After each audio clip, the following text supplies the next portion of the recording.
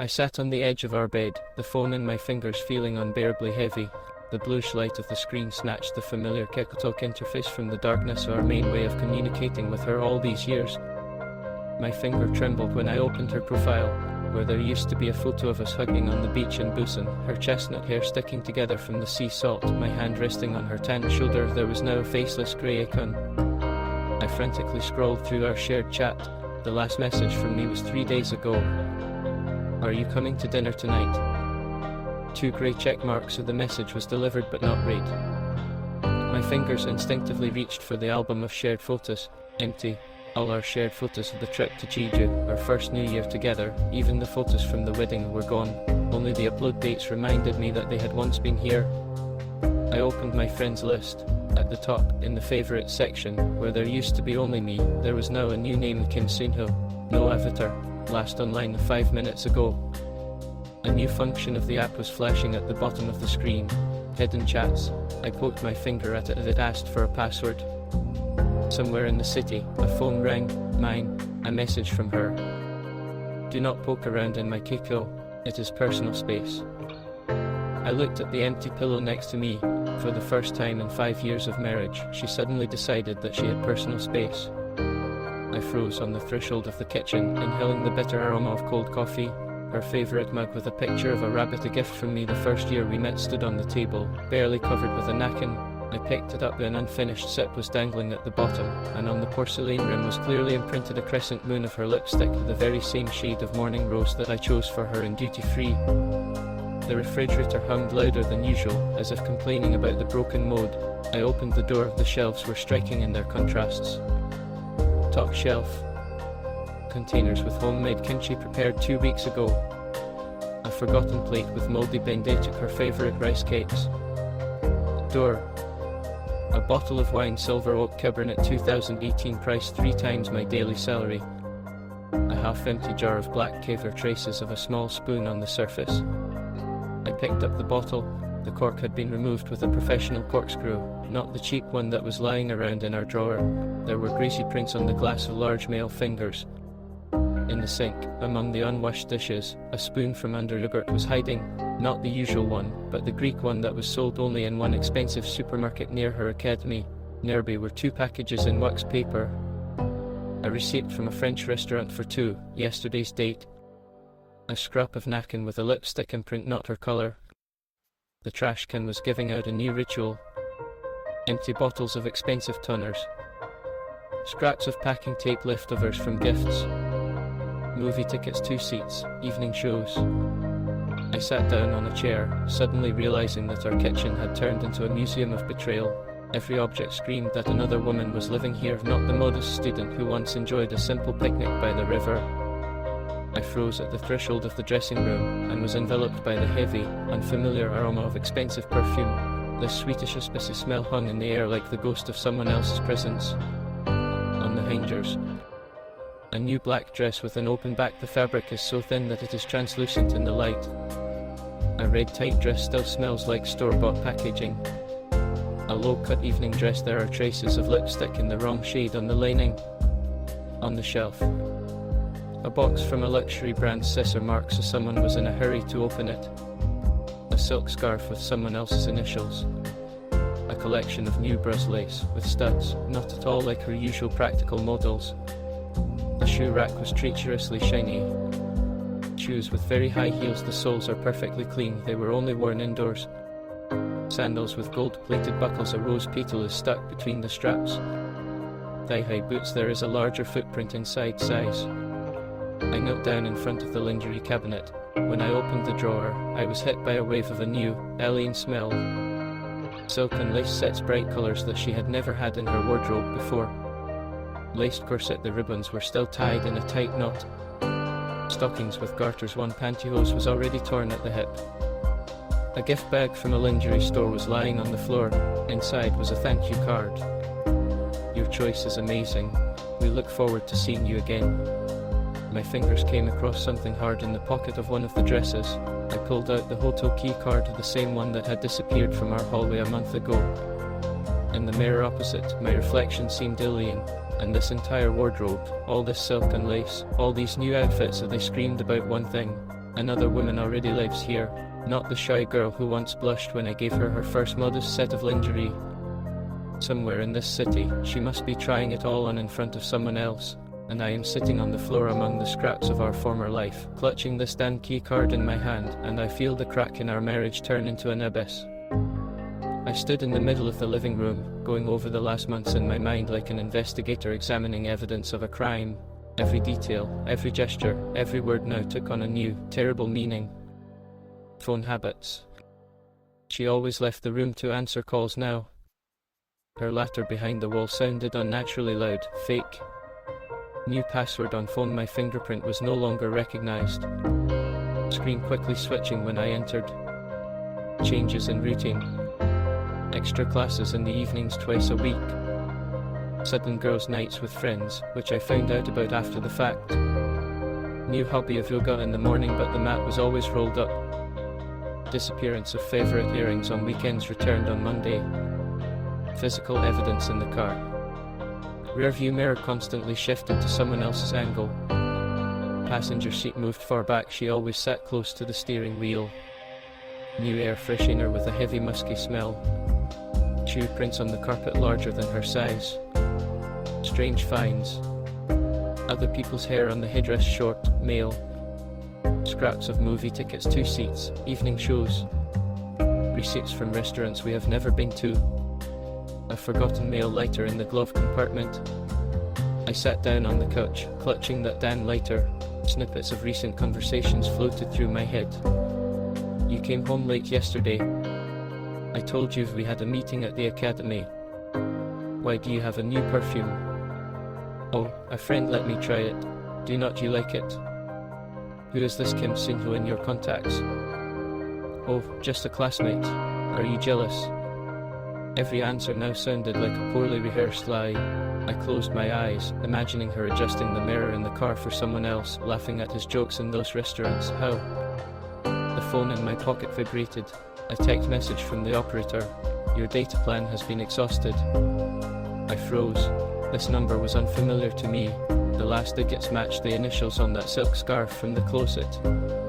I stood by the window, my forehead pressed to the cold glass. Autumn rain poured outside, drops trickling down the glass like tears. Our bedroom was visible in the reflection of the same one where we once laughed, entwined ourselves in embraces, made plans. Now the ghost of someone else's presence hovered there, on the nightstand. Her favorite book marked halfway through a page she'd never read. An empty pill bottle, a new medication she had not told me about. A charger with someone else's logo, not her phone. In the bathroom. 2 dental cups, one with lip prints on the rim. Someone else's shower gel men's with a sharp woody scent. A pair of earrings and a soap dish, not the one she was wearing today. I went to the mirror in the hallway. There was an imprint of her palm where she leaned on it to take off her shoes. Next to it was the clear imprint of a large male hand. On the floor by the front door was a crumpled ticket and a taxi from a fashionable area where expensive hotels were located. The time was last night, when she stayed late at a friend's house. Suddenly my gaze fell on her laptop, left on the couch. The screen was dimly lit. It was in sleep mode, but not turned off. I slowly lifted the lid. On the screen, an open messenger. The last message. Today was incredible. When will we see each other again? There was no answer yet. The typing sign blinked for a few seconds, then disappeared. I closed the laptop with a dull click. Outside, the rain was getting stronger. The drops were now pounding the glass, like fingers on the keys of a typewriter, typing out my sentence. In my pocket, I clutched the lighter I found in the car. The metal dug into my palm, but this pain was nothing compared to what was tearing my chest apart. Somewhere in this city, in a warm room of an expensive hotel, she must have been laughing at my blindness right now.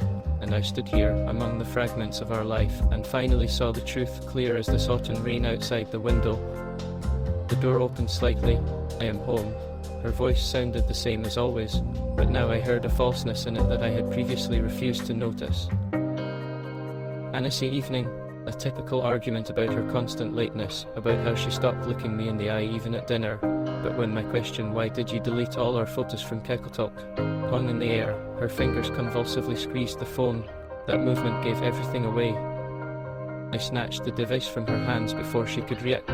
The new password was no longer our wedding date. I had to take her trembling hand and press her finger to the scanner. The screen came to life, opening the latest message. Tomorrow at 7, as usual from Mr. Kim, the same teacher from the language academy about whom she said, "Do not be jealous, he's just a good teacher."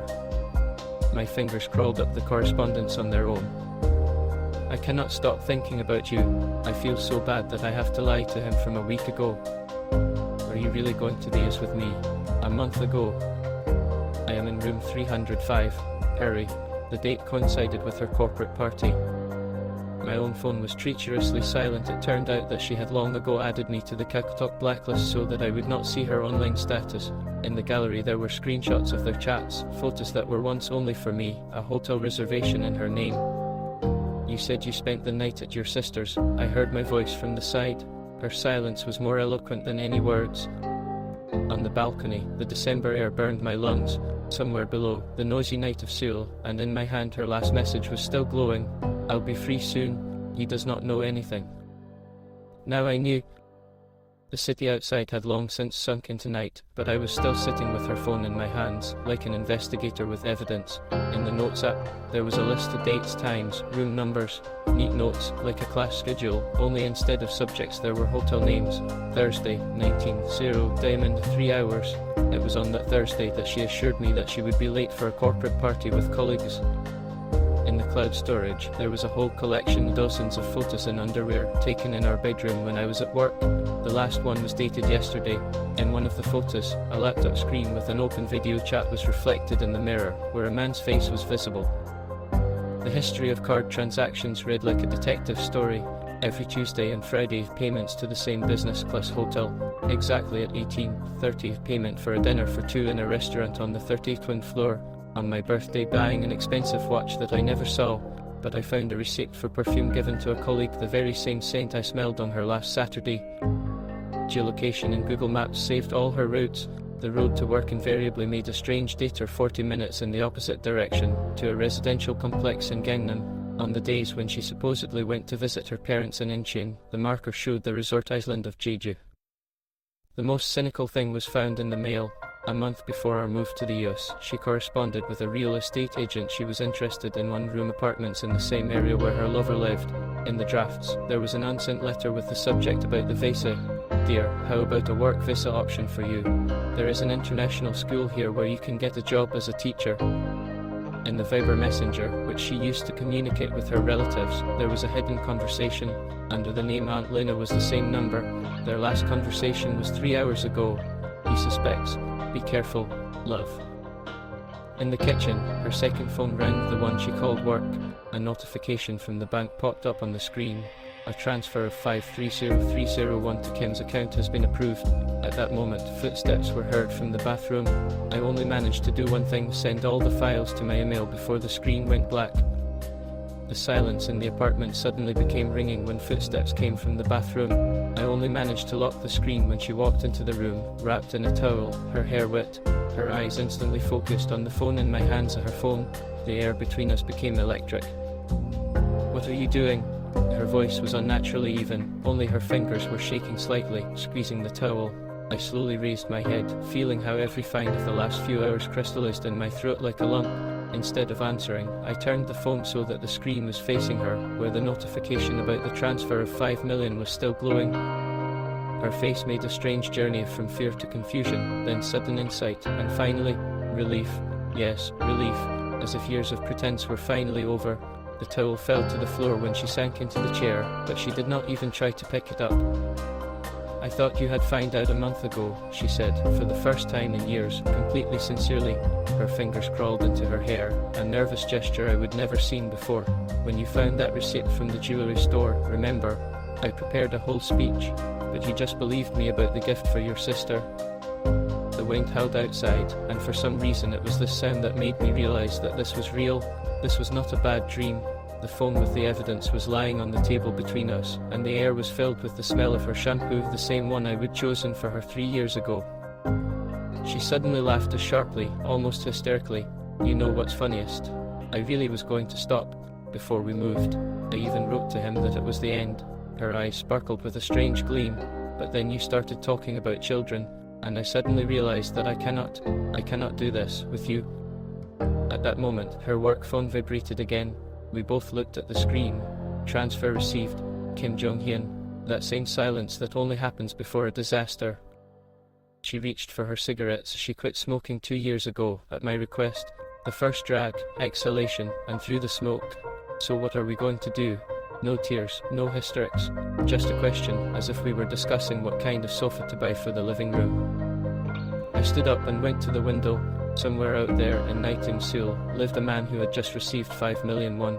Perhaps he was now drinking whiskey in a bar or hugging his wife.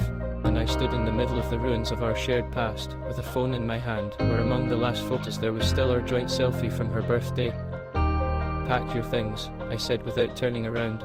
Behind me, I heard an ashtray fall to the floor. What? My voice finally wavered. Until the morning. So that you're gone by the morning. Silence, then footsteps, the sound of a closet opening, the jingle of hangers. I was still looking out the window when she whispered, I am sorry, but it did not matter anymore. In the reflection of the glass, I saw her finally crying real tears, not theatrics, perhaps for the first time in years. And the phone in my hand vibrated again. A new message. You will not tell your wife, will you? Promise? I turned slowly and looked into her eyes. There was no answer. It was written all over my face. Her lips trembled, but she just nodded and continued packing. Somewhere in the city, a train whistle sounded. The night was drawing to an end. Dawn found me making a list. The piece of paper I would given her for our anniversary, with its lovely coffee stains along the edges, was now covered with items, each one searing into my mind like an acidic burn. Block joint credit cards. She'd managed to withdraw almost all of the money from them in the last week. Change locks. I found a set of keys to my workshop and safe in her purse. Check apartment deeds. It turned out she'd made a notarized copy of my passport a month ago.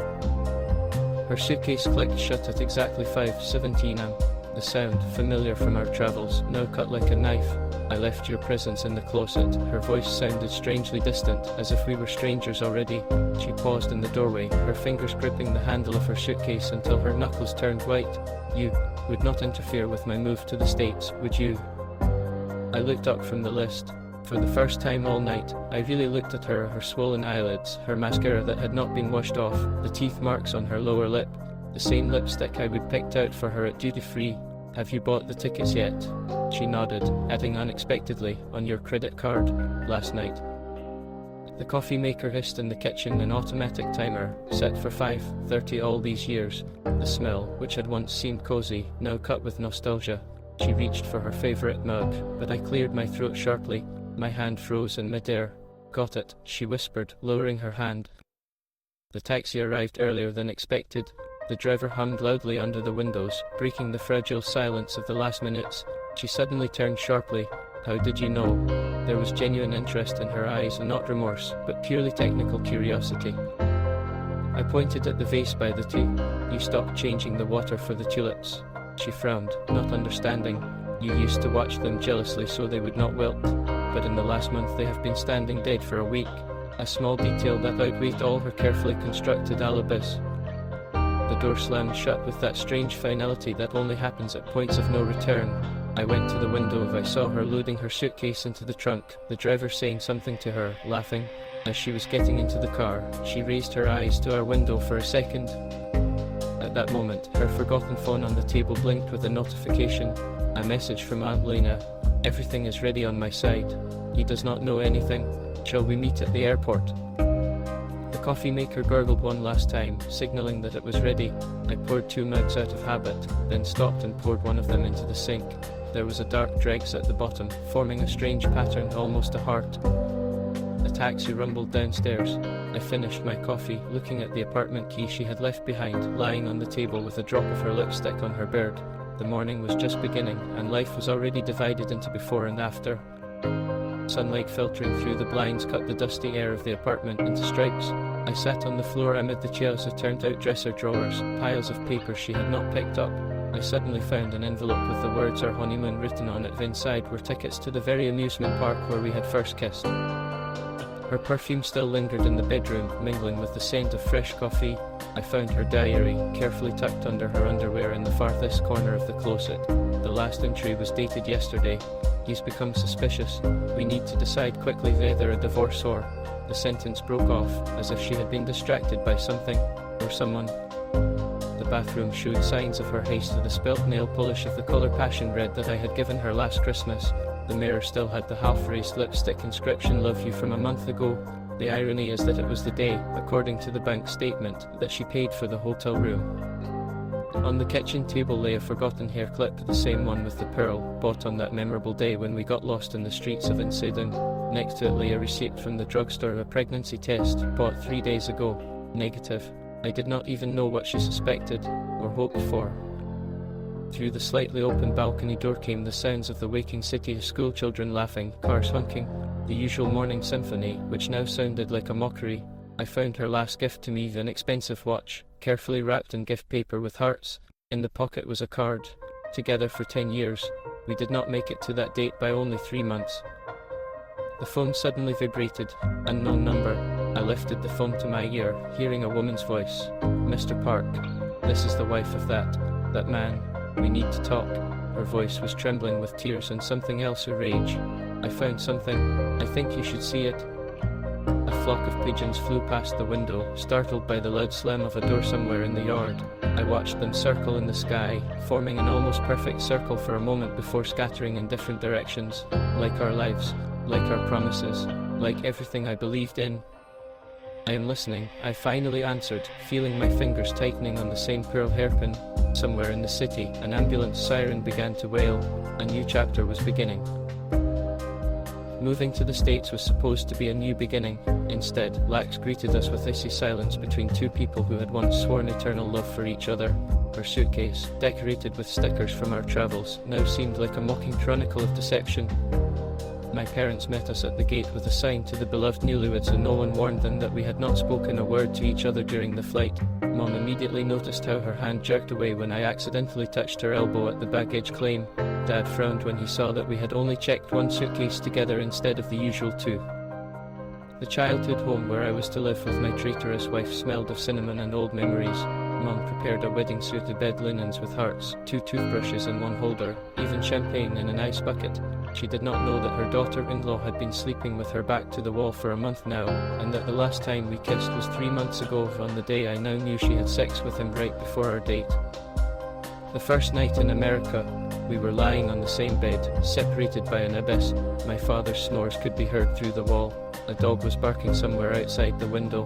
She suddenly spoke into the darkness. "Maybe we should try starting over with a clean slate." Her voice was hoarse, either from fatigue or from tears. I rolled over, seeing the moonlight sliding across her wet cheeks.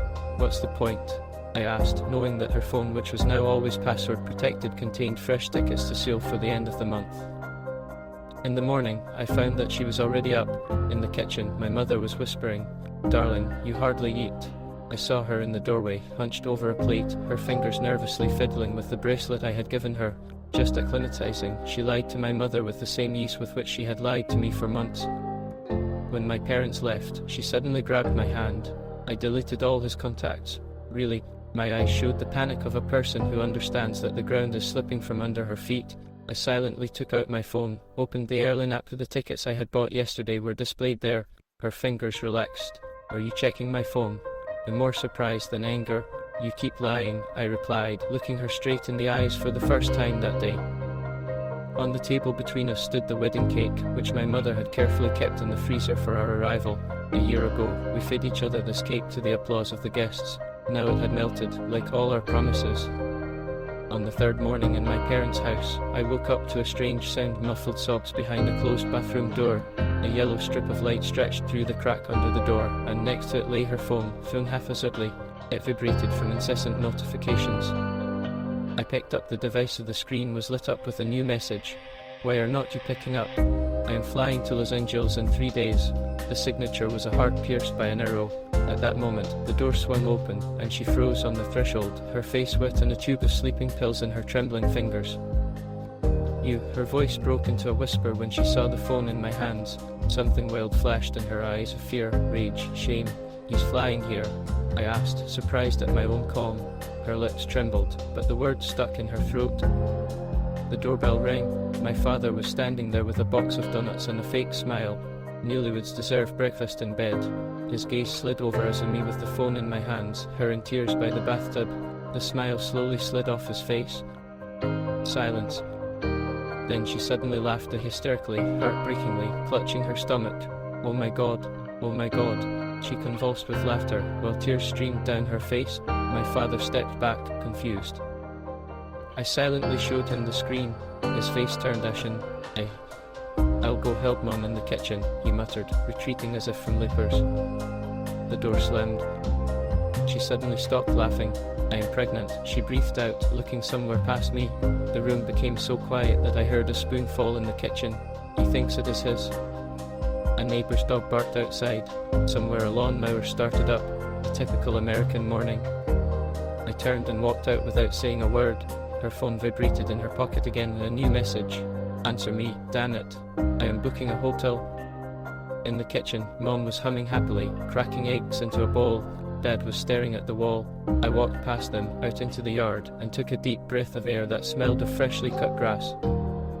Somewhere high in the sky, perhaps already flying, was a plane carrying the man who ruined my life, or maybe more than one. The vibration in my pocket again. I did not look.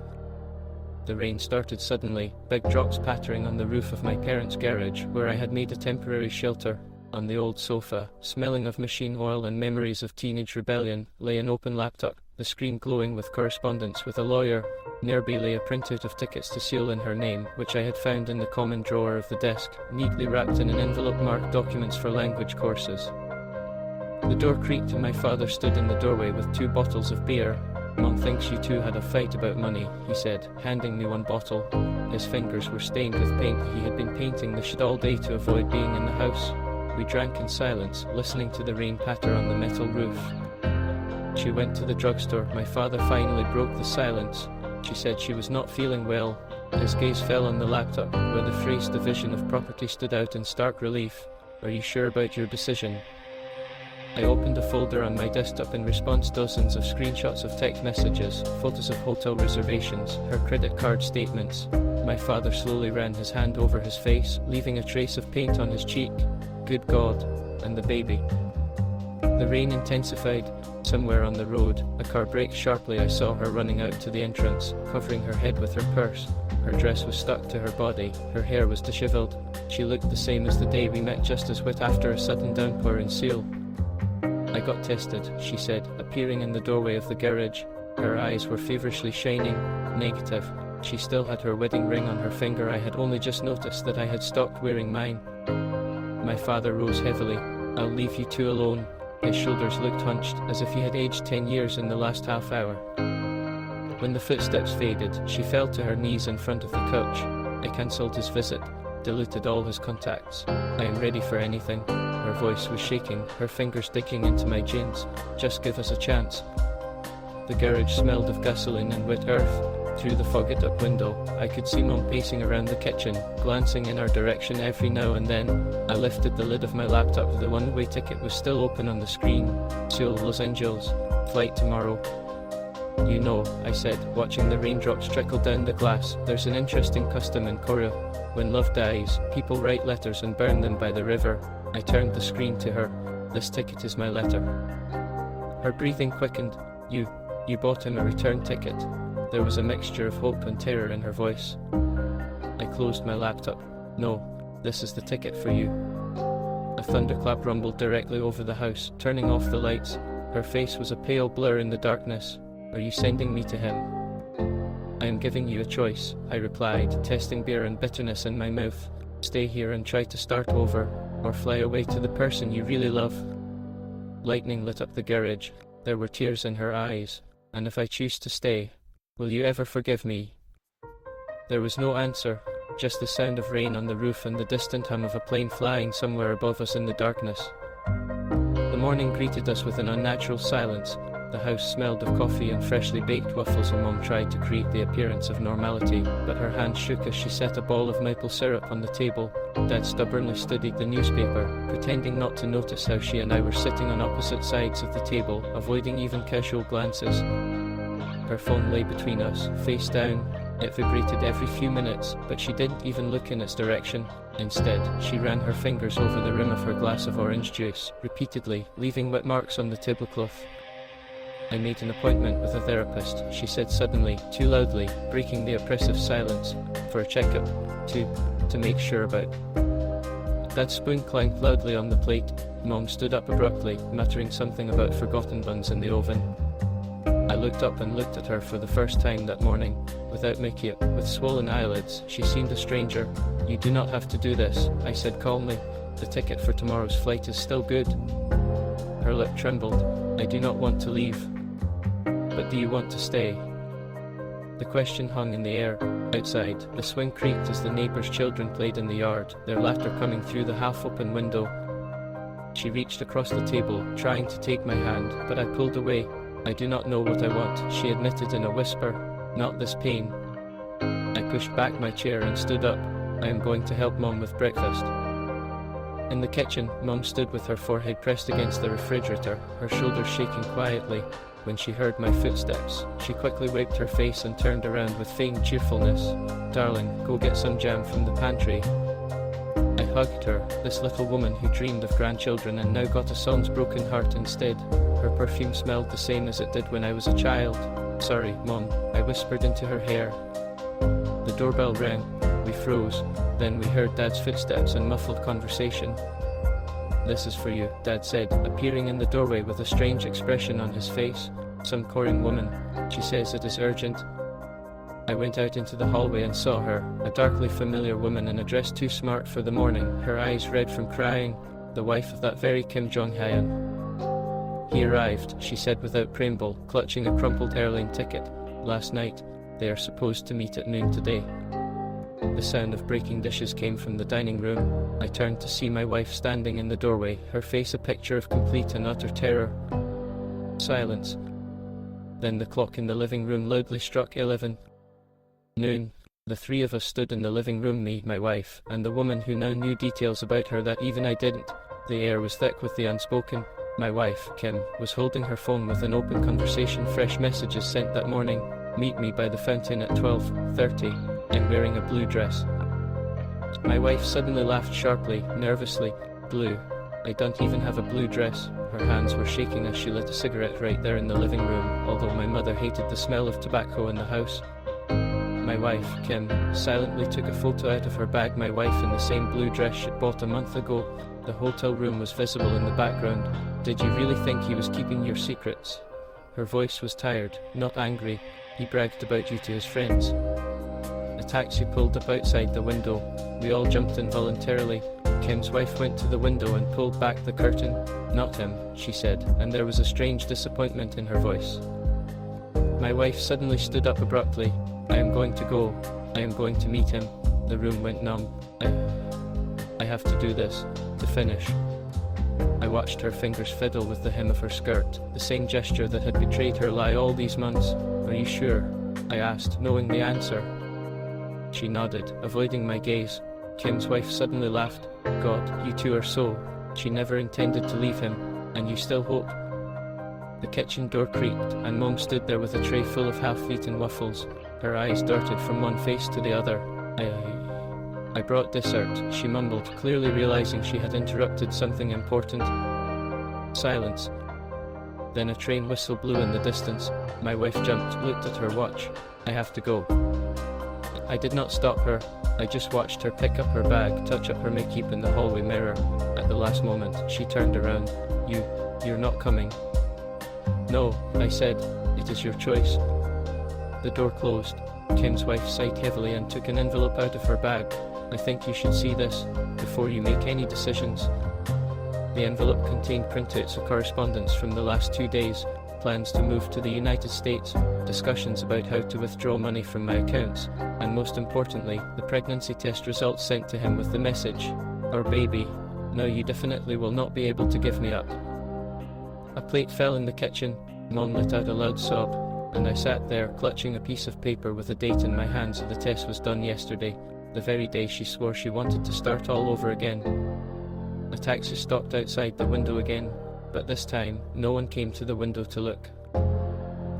Rain lashed the windows of the cafe across from the fountain where they were supposed to meet. I was sitting at a table right next to the glass, my fingers involuntarily clutching a cold cup of half-drunk coffee. Kim's wife was silently smoking by the open window, the ash falling onto the windowsill, but she clearly had no time for it. She showed up at exactly 12:28 and my heart sank strangely when I saw her nervously looking around at the fountain, hiding from the rain under a floral umbrella, a gift from my mother last Christmas. There was no blue dress, just simple jeans and a beige trench coat that we had chosen together in that boutique on Manhattan Beach. "He's late," Kim's wife whispered, lighting a new cigarette from an old one. Her hands were shaking more than mine. At 12:37 she began nervously checking her phone. At 12:41 she made the first call, apparently to voicemail. At 12:53 her shoulders suddenly hunched over, as if all the air had been let out of them. I could not take it anymore and went outside. The rain immediately hit my face with icy drops, but I barely felt the cold. She stood with her back to me, looking at the empty fountain, where jets of water should have been swirling, but because of the repairs it was dry and sad. "He did not come," I said, not knowing what else to say in this situation. She turned around so abruptly that the umbrella slipped out of her hands and fell into a puddle. Her face was wet either from the rain or from tears. You knew everything." My voice broke on a high note. I took the crumpled sheet of paper with the test results from my pocket, the same one that Kim's wife showed me. "Not everything, but now yes." Her lips trembled as she tried to speak, but at that moment, Kim's wife came around the corner, out of breath. He just checked in for a flight to Seoul," she breathed, holding out her phone with the airline app open. "The flight is in 3 hours." The three of us stood in the rain, people with umbrellas rushing around us. Someone bumped into me with a shoulder, muttering an apology. My wife suddenly sat down on the edge of the fountain, hiding her face in her hands. "I am so tired of lying." Her words were barely audible over the sound of the rain. Kim's wife suddenly laughed bitterly, joyously. "Welcome to the club." She turned to me. "Do you still want to give her a chance?" Raindrops ran down my face, fell into my mouth, mingling with the taste of coffee and something bitter. I looked at the woman I had once sworn to spend my life with, and she seemed like a complete stranger to me now, like a character in a bad dream. "No," I said finally, "but I'll buy her a ticket home." An ambulance siren somewhere in the distance. Kim's wife silently picked up the fallen umbrella and draped it over my ex like a funeral shroud. I was already getting my phone out to call my lawyer. The rain was getting heavier, washing away our footprints on the sidewalk as if we had never been there.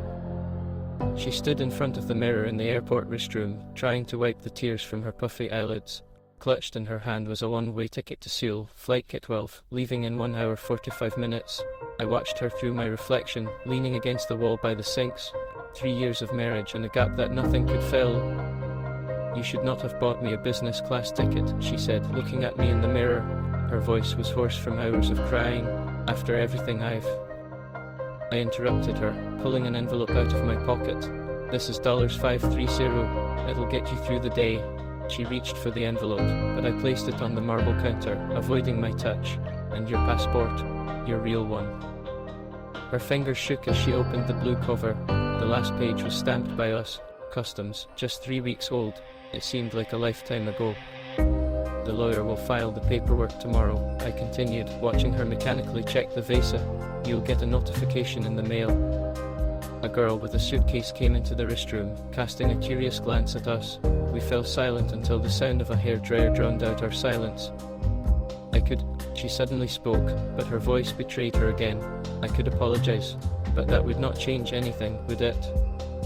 A tractor rumbled outside the window, carrying luggage to or rather, now only hers of plane. I noticed how she instinctively reached for her stomach, then abruptly lowered her hand, as if she'd burned herself. "The test result," I began. "False positive," she interrupted quickly. I checked at the clinic yesterday." Her eyes filled with tears again. "Although it does not matter now, does it?" Our last conversation was interrupted by a loud voice from the speakers. "Final call for Korean Air Flight K12 to Seoul." She sat up straight, as if she had been electrocuted. "This is my flight." We walked out into the waiting room, where passengers with carts were crowded. She stopped in front of a glass wall overlooking the runway, where a huge jumbo jet with a red flower on its tail was already preparing to take off. "You once told me," her voice sounded strangely distant, "that planes are like those paper boats we used to launch as kids. Remember?" I nodded, watching the fuel attendant disconnect the hose. "Only paper boats do not leave marks like that." She turned to me one last time. Her lips were trembling, but there were no more tears. I asked him to come because I wanted to. I wanted to look into the eyes of the man for whom I had ruined everything, and you know what? He did not even show up. The loudspeaker blared again, announcing final boarding. She picked up her suitcase, adjusted the strap of her bag on her shoulder. "Goodbye," I said, but she was already walking toward the gate without turning around. Her silhouette dissolved into the crowd, and only the blue ribbon on the handle of her suitcase flashed one last time before the turn. I remained standing by the glass, watching the ramp roll up to the plane. Somewhere out there, behind the windows, she was settling into a business class seat, which I had chosen especially so that she could at least go on her last journey in comfort. The phone in my pocket vibrated with a message from the lawyer. "Documents are ready for submission. Tomorrow at 9 am." The engines roared on the runway. The plane slowly rolled to the takeoff point. I did not wait for it to disappear into the clouds, so I turned around and walked to the exit, for the first time in many months feeling the stone of betrayal finally letting go of my heart. The keys to my parents' garage and my temporary shelter jingled in my pocket, but now this word temporary finally acquired a new meaning. The garage greeted me with the smell of paint and old wood, and my father had obviously spent the day here trying to cover up the traces of our fiasco. On the workbench stood a bottle of whiskey and 2 glasses. The second, clean one, was obviously waiting for me. I sank down onto the worn couch from which I had once watched the stars in my youth.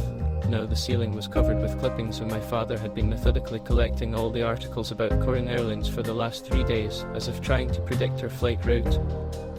The door creaked and my mother stood there with a tray. "I brought dinner," she said too cheerfully, arranging the plates on the toolbox. Soup, salad, even a piece of pie, everything like when I was sick as a child, only this time the illness was of a different kind. My father followed me in, wiping his hands with a rag. "Has the plane taken off?" he asked, pouring the whiskey. I nodded, watching the golden liquid fill the glass. The lawyer called. "Tomorrow at 9. "We'll go with you," my mother interrupted, laying out the napkins too quickly. Her fingers nervously fiddled with the edge of her apron, the one with the embroidered roosters that she wore only on special occasions. Apparently, her son's divorce was now on that list. The doorbell rang. We froze, 3 generations of Parks frozen in the same gesture of bewilderment. My wife Kim stood in the doorway, wet from the rain, without an umbrella. She clutched an envelope in her hands. He sent a letter," she whispered, handing me the wet envelope with Korean stamps. "I thought you should read it first." The envelope was addressed to my wife. The return address was the Korean Air office in Incheon. I turned it over, neatly opened along the top edge. "I did not read it," said Kim's wife, though the envelope had clearly been torn open and resealed. "But the handwriting, I would recognize it in 1,000. My father took the envelope from me, laid it on the workbench like a bomb. "This is not your war, son." But I was already tearing up the paper. One letter, written in a sloppy hand, and a photograph of her in that same blue dress, hugging him in a hotel room. The date in the corner. 3 days ago. My mother gasped when she saw the picture. My father cursed in Korean, something he had not done since I was a child, and I read the lines written by the man who had stolen my life. "Honey, I am sorry about today. My wife is watching my every move, but I found a way. We'll meet at the same place in a week. Your ticket is already bought, this time forever."